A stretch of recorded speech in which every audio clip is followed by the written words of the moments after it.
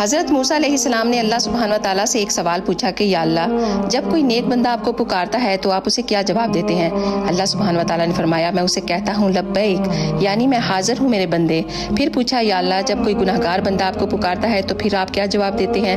تو پھر فرمایا، میں کہتا ہوں لبیک لبیک لبیک۔ تو پھر حضرت موسیٰ علیہ السلام نے سوال کیا کہ یا اللہ، نیک بندے کو 1 دفعہ لبیک اور گناہ گار کو 3 دفعہ؟ تو اللہ سبحانہ و تعالیٰ نے جواب دیا کہ میرے پیارے موسیٰ، نیک بندے کو اپنی نیکی پر بھروسہ ہوتا ہے اور گناہ گار کو صرف میری رحمت پر، تو اس لیے اسے 3 دفعہ لبیک کہتا ہوں کہ کہیں وہ میری رحمت سے مایوس نہ ہو جائے۔